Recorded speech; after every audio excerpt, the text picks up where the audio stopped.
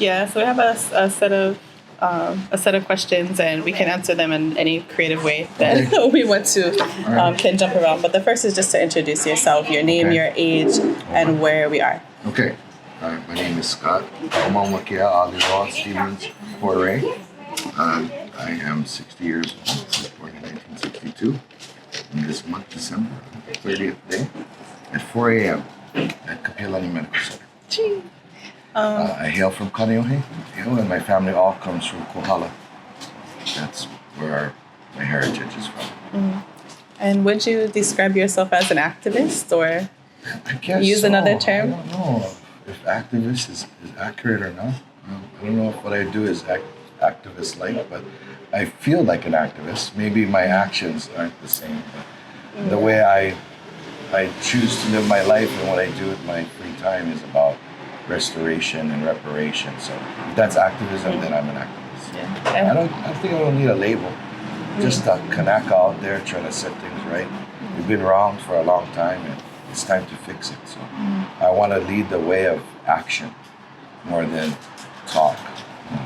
We had years to talk, and it takes years for anything to happen. So I want to see people actually doing stuff, taking action, whatever it is. Whatever your action is, I support it.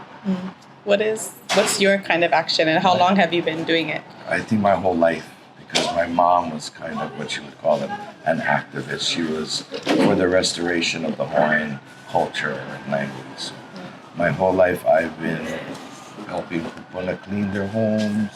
I've been cleaning graveyards where our kupuna lay, where others lay.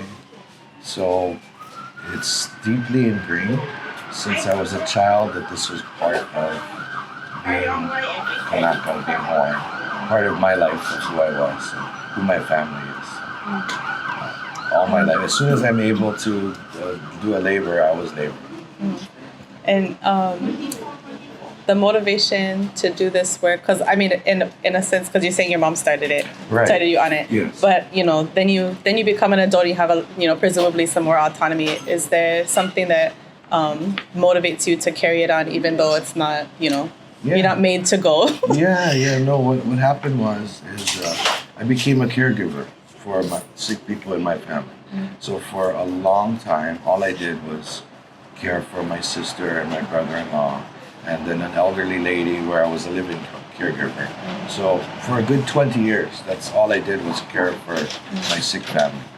In addition to your regular job. It's regular, whatever I was doing at the time, which was yard work was the easiest thing to do because I could just do jobs in between care. And then everyone passed away in about a period of 2 years. So I lost my sister, my brother-in-law, my sister, the lady I cared for, and then my 2 dogs and my cat. I mean, like everything died. And I was kind of left in a floundering, like, what am I supposed to do? So I left it up to Akua, I said some prayers.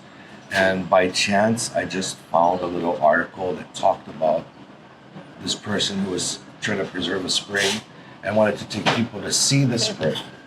So I was very skeptical because I'd been around the site for a long time with the fishermen they call the poachers in Poikai because they live there their whole lives. They know where all the fish go, and they'll just go and they'll grab whatever they need to sustain themselves. But they're called poachers because they're using the illegal nets, everything they grew up with. So I knew the whole area, and I came to meet this gentleman, and he took me to a place where there was a magical thing happening. People were restoring a spring. And so I felt like I was guided there by my kupuna. I needed something to do. I put it up to Akua, and this blessed thing walked into my life. And that was 11 years ago. So as soon as I started working there, I had decided that I wanted to see as many sacred sites as I possibly could on the island of Oahu and any island I would be on. And I didn't think that I would be seeing new sites. I thought I would visit these old sites, which I've been to since I was a child. But I ended up coming to new places that hadn't been discovered yet, like this spring, Kalauhaihai, and all these other places. And I just decided that I would just give all my energy to it. This would be my legacy to leave these places for the next generations to appreciate. Down the line, my grandson's generation will be able to enjoy the fruit of my labor. They'll be under the trees I planted, and they'll be harvesting the fruit of my labor, and that's all anyone can do. Okay. So is there, or what would you say is the impact of your own work on the issues that you care about on the community in general? What's your impact or collective impact of this work that you've been I guess involved preserving the water is the main thing I work on. Preserving the water, and then plants and healing plants as well as native plants. I'm not just going to only look at our natives, but everything that brings healing and anything that restores the land, anything that is restorative and is going to put back instead of taking, because everything up to now is taking. Yeah. You know, our ancestors always put back 10 times more than they took. And then along came a new group of people who they take 10 times more than they put back.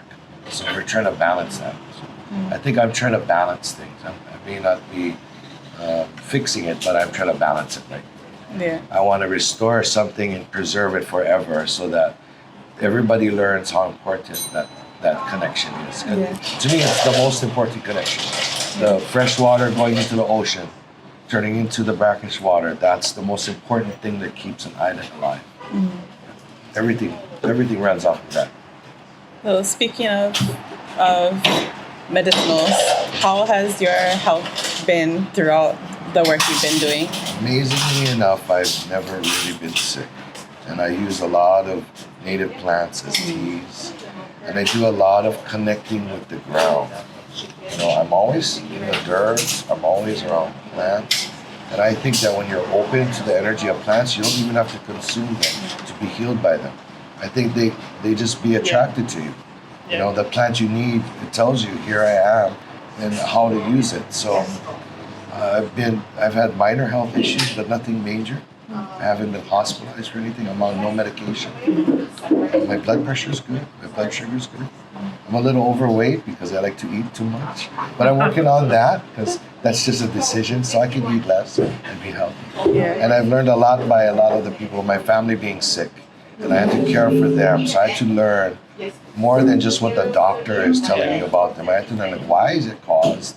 And what is missing that's making that happen? How can I relieve or help this problem at its deeper level? Yeah. And then so I've learned a lot about diabetes and cancer and addiction. I've worked around a lot of people with addictions. So how does it, like, from a emotional or spiritual sense, or however you define it, like, how does it actually feel doing, like, working with other people who are involved in in activism, or Chris guys, or it's very rewarding when I'm around people who have similar feelings or goals. Like when groups come that are Aina groups that you just you connect to them on a level of family. And it's the family of the Aina. You know, we're here for the rocks, we're here for the trees, we're here for the water, we're here for everything, and mostly we're here for each other. You know, because the energy we bring is what generates the land too. Yeah, the land feeds off of us, we feed off of the land. So I cherish the moments when I work with others in my same area of restoration. It's very invigorating. It's very nourishing. I feel like my words are being listened to, and people are hearing me.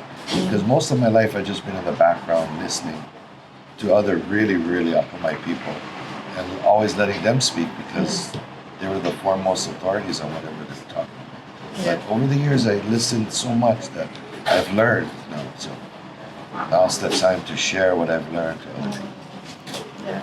Is there anything in particular that you feel really happy about or really proud about in terms of the work you've been doing and the relationships? That I've been able to expand from just working at that one little spring an area to working at more sacred places, because I'm able to come with the right spirituality or Kanaka sense or whatever it is, that people are open to have me work on these places because they know I'm going to come at it from a Pono direction. So recently I'm now caretaker at Pahuaheau in Hawaii or Maunalua off of Honolulu Road. And it's challenging as that place is to care for it. Every time I'm on that place, my work feels, I don't know, like better than a yard. I care for people's yards and make them beautiful, and they love it. Yeah. But when I care for that place, the return is, I don't know, infinitesimal. You know what I mean? Yeah. Do you want to share a little bit about more about that and about other sites that you're taking care of with that feed Yeah, you? so Pahua is one, and of course Kanewai Spring, and then now moving over to Luna Little's tomb, which on and off I've been caregiving to throughout my life. When I was a child, I was there with my sister and brother-in-law and mother caring for the property. Then later on, when I was in high school, I cared for it for a little while. As got a small dividend to mow over there, me and my friend. I think we both got $75 a month to mow over there and break up our clippings, and then a truck would come haul it all away. And then most recently being asked to start a volunteer group. And I think it all really started from connecting through the net, because when I was looking for something to do with my time, I would just open up Facebook and whatever appeared in front of me, I take it as a tarot card. So, people use tarot cards, I use Facebook. So I open up Facebook, what does Facebook have for me today? And then her post would appear, hey, if you got a weed whacker and you like come down and you want to connect, I'm like, oh, it's my kind of game. You come down, let me lend my hand to whatever you need, right? I don't know how many visits I came before she starts calling me boss, but I don't know, maybe within the year or so, I reluctantly take that title, but working there is very nourishing, knowing that there's a bigger plan for it, and then Luna Lilo's tomb growing into that. It's also grown into a position for me to do complete restoration there as well, and that's something that's my lineal ancestry. So I'm super happy about that, and that I'm able to work with people from Luna Lilo home, and they're so easy to work with.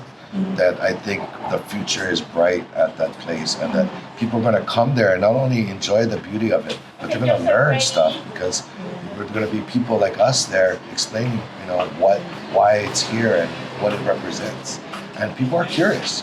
I know that when we were there, when I was a kid, people always said the same thing. They walked up and they came up to my sister and they said, "Is this the tiniest little church in all of Hawaii?" And my sister would be like, "No. This is where Kauai, Liloa."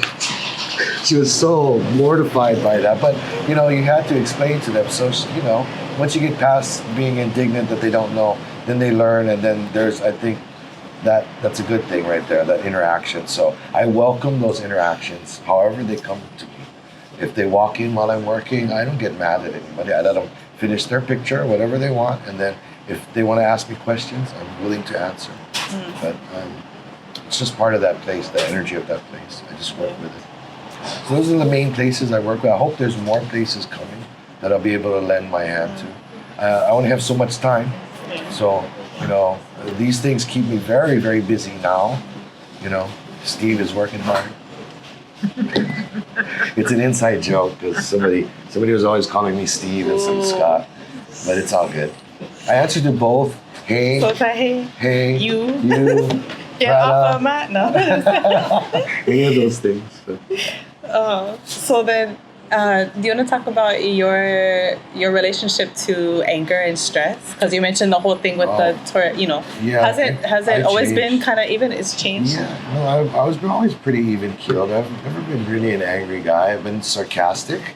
I've got a quick wit and mouth that I've learned to retrain to not say the very first stupid thing, because usually you get lickings for that stuff. So I try not to do that. So I try to curb it, and when I can, to me, the funnel for anger is just driving in traffic. It can be so infuriating. So what I do is I put on Hawaiian music. It's really hard to be in a bad mood if you're listening to Hawaiian music, because Hawaiian music is uplifting, right? And then if I get mad at somebody and I curse them, I also bless them.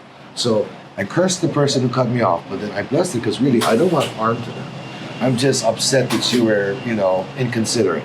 Yeah. So no harm to you. So whatever I may have said negative, I try to cancel out. So driving is a spiritual experience, and if you cannot handle it, I just pull over. And I'll go somewhere and get something to eat and hang out at the park and have a break, rather than be in all the insanity of the traffic and be mad. It's not worth it anymore. So I don't get mad as much. I can get incensed around stupid people, but I save it for just my close friends, where I can, I can share their anger Yeah, they tell me about like Chris a lot, and share with me. I'll say all the things he wants to say, but he cannot say because he's so nice. I just blast them all out for him. Get him all his swears, all his curses, and then he can move on, kind of a release. So how in general, in your overall well-being, has this work impacted you? It's changed my life dramatically from high stress living and worrying about all these things that I had no control over and still having the same result, to not worrying and just letting a cool guide me. I get there. I'm late, I'm early. What's the difference in life, man? It's not worth it. So I got to a point where I said, I'm just not going to get angry anymore. And just let that all go, and it's just life just flows. Whether it's good, it's not good or bad. It's just flows. And if you're flowing, it's always fun. Whether it's good or bad or however you want to classify it, it can be challenging some days. It can be super rewarding. It can be you reward yourself. I'll reward myself for the silliest accomplishment because the smallest thing, it's a victory. I take every victory. I don't walk past them. I take every one. Yeah. Enjoy each and every one. I make the light victory. Right? That's little victories add up to bigger victories because I'm putting out good energy along the way. Yeah? So now instead of cursing everything, I'm like everything's welcoming me now. The energy is opening again. And we all get blocked up, so it's not like I'm always flowing. Of course I'm blocked and angry or frustrated, but I've learned to work through it so quickly. Like why am I allowing myself to get frustrated by this emotion? I know that logically I could solve it. And through the emotion on it, I just made another hurdle for me to deal with. And why am I hindering myself? Remove the hurdle, solve the issue. It's usually very solvable, and then move on. And then it's all good. Yeah. So because I have to caregive for someone else too, so my energy, I have to be a positive energy field for another person who's sick. So currently that person's going through another bout of cancer. They just had cancer healed in one lung, and the spot on the other side woke up with another cancer. So most people, you try to go into a depression because here you think you've healed. But all I look at it is like, well, it's earlier stage than this one. It's the same as we healed that, we can heal this. So my view is not being sick. My view is how do we get to heal? Because we're always healing. So let's just move there as steadily as we can. And so I have to be reflective and kind of a cheerleader. And sometimes that can be draining, but I'm welcome it because that helps me to sleep. I've got a very active mind. So if I'm really tired physically and emotionally, I can get to rest. And if I'm not, my mind's going to be thinking about a whole lot of things, and I got to put it into a rest state. Yeah. Do you wake up feeling restorative sleep? Yeah, but I don't sleep like a long time. I sleep like 3 or 4 hours, and then I'm up for a little while. I think as I got older, I just need less and less sleep, and my sleep is targeted into smaller areas, like 3 or 4 hours of good rest, and then I'll be up for a little while. I'll read something really boring, and then wow, that puts you right to sleep. Boom! As soon as I start to read that boring thing, out. So I have plenty real boring books that I'll start to read. 2 pages. So you train, the mind is trained, right? So it knows, I don't want to read that boring thing. Yeah, we'll let you sleep. Yes. So that's how it is. Is there any other reflections that you have about your own health or, your experience working with other people as a caretaker or just the relationships between all of this? I think it's all our food. I think right now we're in a constant state of bad things around you. It's just emits from everything from paints to, what's on the ground, what's being sprayed in the air. So I think you have to be more concerned with the purity of your food. And that's why I want the water restored, because I want that food chain back that we were dependent on, where we could grow all these different algae, freshwater and ocean water algae, which are so good for us. We can't collect our native diet anymore, and I feel that's a right we should have. That should be restored, if nothing else. Our right to collect the food that we were eating here for hundreds and hundreds of years, if not thousands. We need right to that access again. And if we have that, we can restore our health. It's all the foods we're eating that are not part of our original diet that are triggers because they're manipulated. Yeah, junk. Yeah, I grew up eating strained poi. Why? I was allergic to milk. I was allergic to a lot of things. So they tried to put me on the powdered milk still. problem. So my mom just took the poi, strained it down, way plain, and that's what I was raised on. And I think when you get raised that way, the native foods, you grow up with a strong constitution. You can resist much. It took years for me to get to the point where I got sick again. And that came from just poor diet and poor application of natural remedies, you know what I mean? Like cleansing rituals were really popular. And, I was with somebody who was really into those cleansing things. They cleansed me till I had nothing left to cleanse. Yeah. And when she went back to talk to her practitioner, well, how long did you let him do it? She says, oh, well, he's been doing it for a week. Oh my God. It's like one day on the weekend when he doesn't have to work. You mean he's been working and doing this? Oh, yes. Oh my God, you have to stop. He probably has nothing left. And that's where my stomach changed. Yeah. And instead of having this, what I was known for, cast iron stomach, I eat anything. Yeah. Nothing bothers me. I ate all those raw foods. I used to devour everything. No problem. Once I was healed, my gut closed, and that's where I started all the problems. Tell us a little bit more about your life. My mom? Oh, growing up with my mom, she was always doing stuff. She was a celebrity, but I didn't really know. I was just kind of like grew up on her hip. She brought me back to Oahu when I was 1 year old. So when she had me, she moved away to the Big Island, stayed with relatives there. And then right back then, you could still fly on a plane ready to pop. And she was flying the commuter prop planes that flew out of the Old Kong Airport. So just before she was ready to pop, she just jumped on a plane, flew over to Oahu, and then gave birth at Kapiolani. I was born over there. And she called me her tax deduction because she could deduct me for the whole year. She said, but you only paid for you for 2 days. I'm like, somehow that's love, I guess. Anyway, and then she was always working in the hotels and with parades and holocaust balls. So I was Napua Stevens, Poire. I don't know. If you knew her from the news, it was Napua Stevens. If you knew her from the little home, it was Mrs. Poire. So we all knew her as Mom. She was pretty casual. She was a fun lady. She was a singer, a dancer. She was a lecturer. Famous. She was well known. She had one of the first. What we've been learning now about is she did a whole radio show on KTRG, where she talked to relatives from the Big Island or from wherever, and they talked mostly in Hawaiian, but she would interpret for the audience. So it was Hawaiian English, and it was over a variety of topics, and we talked about it. It was recorded by Dr. Emery. So he recorded it on reel-to-reel. I think there are some videos in there with like Auntie Jenny Wilson talking about Kala, but there's something like 132 episodes in Hawaiian and English, hoping to be digitized at Bishop Museum.